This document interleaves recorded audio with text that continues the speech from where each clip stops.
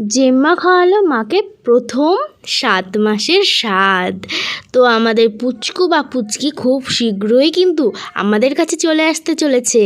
তো hello everyone, কেমন আছো তোমরা? আশা করছি খুব ভালো আছো। Welcome back to our channel Rima কন্যা সৃজিতা ব্লগে। তো এই দিনটা ছিল 21শে এপ্রিল। সকালবেলা বলতে আমাদের তো ঘুম ভাঙে না, দেরি করেই ঘুম ভাঙে। আর এখানে দেখতে পাচ্ছ খালি চায়ের কাপ, কারণ চাটা যখন এনেছিল তখন আর ভিডিও করতে মনে ছিল না। হঠাৎ করে মনে পড়লো যে না, আজকের দিনটা তো একটা স্পেশাল দিন, তো সেই জন্য একটু ভিডিও করি। আর এখানে দেখছে টিভি, মা, আমি, পাপা সবাই। আর দেখো রিওর হাল, বেচারা এত গরমে ও না বাইরেও যায়, বাইরে থেকে এসে হাঁপাতে হাঁপাতে আমাদের ঘরে আসে। আর এই যে মানে মেন গেটের সামনে এসে ধপাস করে শুয়ে পড়ে। এটাই ওর কাজ। আসলে এত গরম তো, আর ওখানটায় একটু ঠান্ডা পায় সেই জন্য। আর আগের দিন পাপা মিষ্টি এনেছিল, মিষ্টি তো খেয়ে ফেলেছিলাম আমরা। আর এই রসটা মা রেখে দিয়েছিল, কারণ মুড়ি দিয়ে মার রস, মানে মিষ্টির রস খেতে ভালো লাগে, আমারও ভালো লাগে, কিন্তু আমি অতটাও পছন্দ করি না। আর এখানে দেখতেই পাচ্ছ মা পাপা সবার স্নান হয়ে গেছে। কোঅ্যাক্সিডেন্টলি মা আর পাপার জামা আর শাড়ির কালারটা মিলে গেছে, ম্যাচ হয়ে গেছে। আর আমার তো খুব জেলাস হচ্ছিল যে ওদের দুজনের ম্যাচ হলো, কিন্তু আমি কি পরবো? আমাকেও ওদের দুজনের সাথে ম্যাচ করতে হবে, নইলে তো সবাই ভাববে যে এই যে মা বাবার মেয়েটা তো এই মেয়েটা না। না, সেটা না, আমি একটু মজাই করলাম তোমাদের সাথে। তবে আমার একটু ইচ্ছা করছিল ওদের সাথে একটু ম্যাচ করি, কিন্তু আমার অতটাও ম্যাচ হয়নি জামাটা মার শাড়ি পাপার জামার সাথে। এখানে দেখতেই পাচ্ছ মা রেডি হয়ে একদম ফিটফাট, কারণ মা এখন যাবে জেম্মার বাড়িতে। তোমাদের তো বললাম জেম্মা মাকে 7 মাসের স্বাদ খাওয়াবে।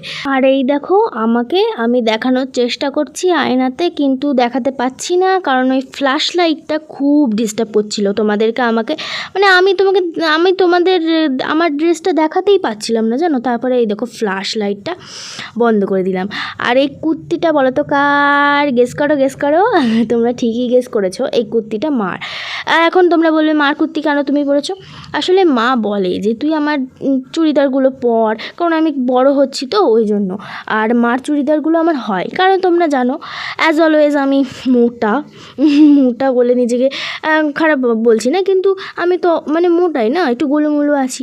সেই জন্য মার চুড়িদার বা কুর্তি যাই বলো না কেন, সালোয়ার সবই আমার হয়, আর আমি পরিও, আমার বেশ ভালো লাগে। আর এই দেখো নিজেকে দেখিয়ে নিলাম, পেঁচি নিজেকে দেখিয়ে নিল। আর কেমন লাগছে আমার এই ড্রেসটা পরে অবশ্যই বলবে, মার কুর্তিটা পরে কেমন লাগছে আমাকে কমেন্টে জানাবে কিন্তু। আর এখানে দেখতে পাচ্ছ আমি চপ্পলটা বের করে নিলাম, পরলাম চপ্পলটা। আর এখানে মা আসছে, মাকে কিন্তু যাই বলো খুব সুন্দর লাগছে, তাই না বলো? শাড়িটা পরে, শাড়িটার কালারটা খুব সুন্দর, আমার তো খুব পছন্দ হয়েছে। আর মাকে যাই পরে না কোনো মা, তাই ভালো লাগে মাকে। এটা একটা আলাদাই ব্যাপার, সত্যি নজর না লাগে।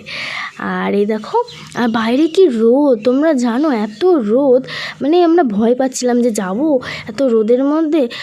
তাও গেলাম, কারণ অনেক দিন, মানে আগের দিনই বলে গিয়েছিল সোনা দিদি এসে আমাদের বাড়িতে যে যাবি কিন্তু। আর এখানে দরজা ফরজা সব কিছু খুলে রিওকে মানে খোলা রেখে চলে গেছিলাম। আমাদের ভয় ছিল যে রিও ঘরের মধ্যে খোলা আছে, কিছু করবে না তো। আসলে ওকে গরমের মধ্যেই জানলায় বেঁধে রাখাটাও খুবই দুষ্কর হয়ে গেছিলো, কারণ এত গরম, ও বেচারাও মরে যাচ্ছিলো। আর ওভাবে আমরা রাখতে চাইছিলাম না, আর ঘরে ফ্যান চালিয়ে দিয়েছিলাম, ওই জন্য ও যাতে ভালো থাকে। আর এখানে দেখতেই পাচ্ছ আমাকে মোটুরাম এখন বসেছে বাইকে। এই দেখো আমি হাই দিচ্ছি তোমাদেরকে, এই দেখো আমি উঠে গেছি। এবার মাও উঠছে, এই যে উঠে গেছে। আর এখন আমরা যাব সোনা দিদিদের বাড়িতে, তো চলো যাওয়া যাক।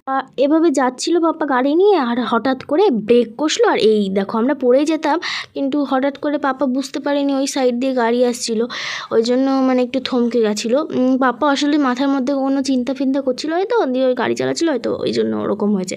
আর এখানে চলে এসেছি আমাদের মিষ্টি নিতে, মানে ওদের বাড়িতে যাচ্ছি, খালি হাতে যাব, কেমন লাগে? এমনি কারোর বাড়িতে গেলে আমরা কিছু না কিছু নিয়ে যাই, কারণ খালি হাতে যাওয়াটা একটা শোভনীয় ব্যাপার না। সেই জন্য আমরা এখানে মিষ্টি নিচ্ছি। দেখো, আর এই মিষ্টির দোকানটা না খুব ভালো মিষ্টি মানে করে। আমরা তো এখান থেকেই মিষ্টি খাই, বলতে গেলে পাপা যখনই মিষ্টি নিয়ে আসে এখান থেকেই নিয়ে আসে। এই যে করিমপুরের এটা কাঞ্চন কাকুর দোকান, এখানে একটা মিষ্টির এই দোকানটা আমার খুব ভালো লাগে। এমনি রাধাবল্লভী এগুলো তো আছেই, ওগুলো পুরনো, এটা নতুন বানিয়েছে কিন্তু খুব মিষ্টি।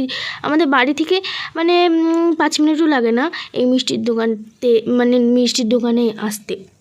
আর এই মিষ্টির দোকানটা খুব ভালো, সেই জন্য আমরা এখান থেকেই বেশিরভাগ মিষ্টি নিই।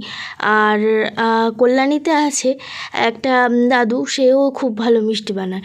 এই দুটো জায়গায় আমরা খুব বেশি মিষ্টি নেই। কল্যাণীতে রথতলায় ওখান থেকে খায়, আর এখানে তো আমাদের পাড়ার থেকেও মানে বেশি টাইম লাগে না, 2 মিনিট লাগে ওদের ওখানে যে মিষ্টি নিতে যেতে।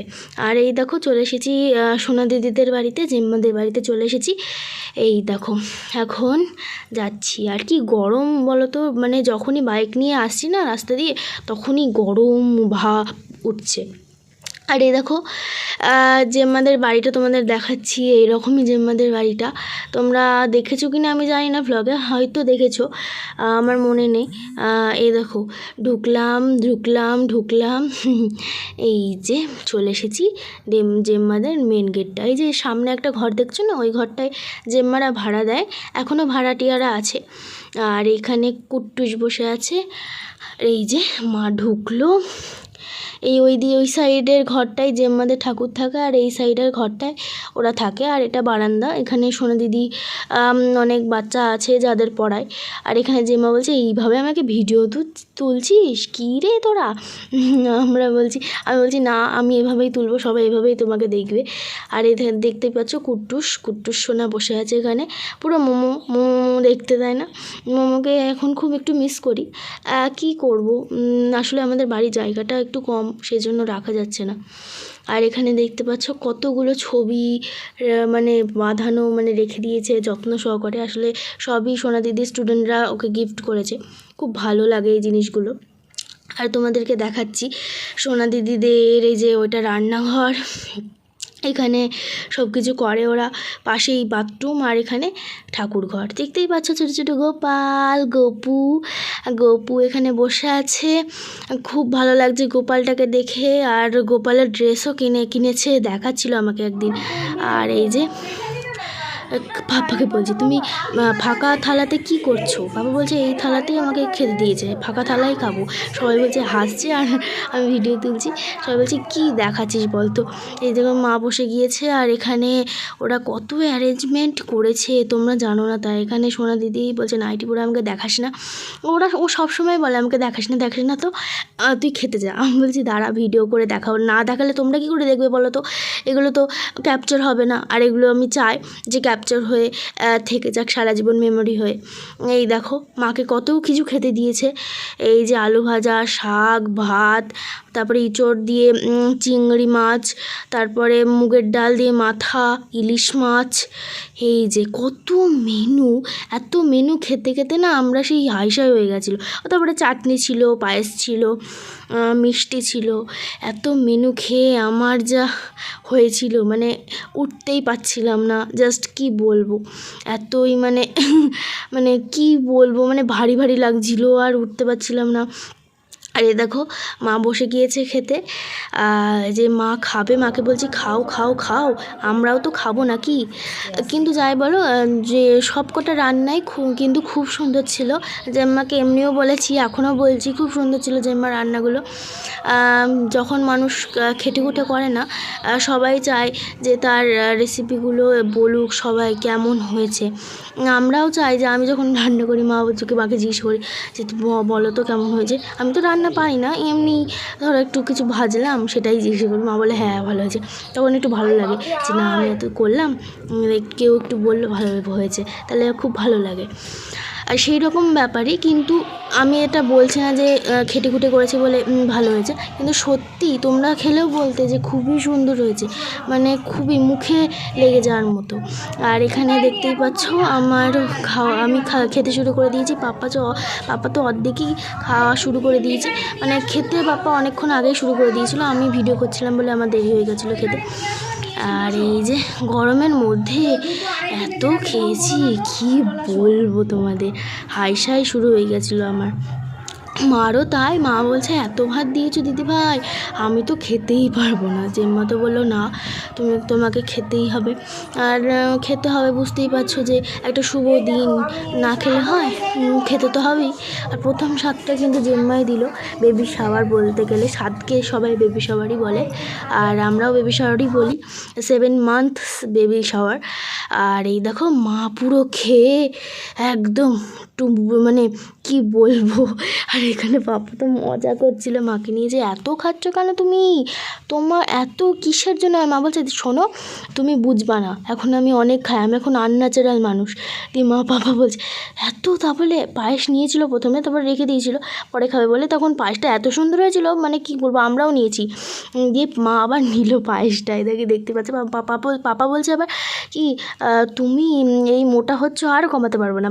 মা বলছে তুমি আমার সাথে ইয়ে করছো, হ্যাঁ বেট নিচ্ছ, দাঁড়াও আমি তোমাকে কমিয়ে দেখাবো, আগে হোক পুচকু, তারপরে গা তো। দিয়ে সবাই বলছে এই রকম কী ধরনের বলো তো এগুলো, কী বলছো তুমি, আমার বাবাকে তাই বলছে, এরকম তো খাবেই, এখন না খেলে কখন খাবে, তাই না। দিয়ে এই নিয়ে সবার গল্প শুরু হয়েছে, আর পাপাকে যা খোঁটা মারছে সবাই, বলছে এইরকমকে বলে, হ্যাঁ এত মজা করেছি না এই ব্যাপারগুলো নিয়ে। আর এখানে দেখতেই পাচ্ছ কুট্টুস সোনা, কুট্টুস এখানে বসে আছে।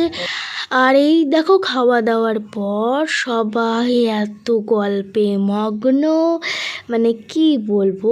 আর এই গল্পটা না একটা স্পেশাল গল্প হচ্ছে, যেটা তোমাদেরকে বলা যাবে না। আর এখানে দেখতেই পাচ্ছ আমাকে, এই যে আমি মুটুরাম।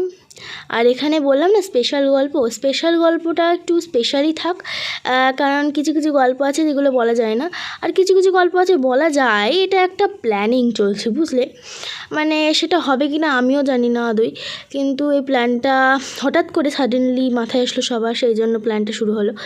দিয়ে সবাই বললো যে দেখ কী করবি না করবি। দিয়ে এই সব কথাই হচ্ছিল সারাটাক্ষণ, যতক্ষণ আমরা ছিলাম ওদের বাড়িতে, ততক্ষণই হঠাৎ করেই পাপা মানে সবাই মিলেই শুরু করেছিল বলা, মানে একটা প্ল্যান, যেটা খুব তাড়াতাড়ি তোমাদের রিভিল করতে চলেছি, দেখাবো। আগে থেকেই বলছি না, কারণ কিছু কিছু জিনিস সারপ্রাইজও থাকা দরকার। তো বন্ধুরা, মার এই 7 মান্থ বেবি শাওয়ারটা কেমন লাগলো অবশ্যই জানাবে, আর যদি ভালো লেগে থাকে তাহলে অবশ্যই like share comment and subscribe করতে ভুলবে না। টাটা।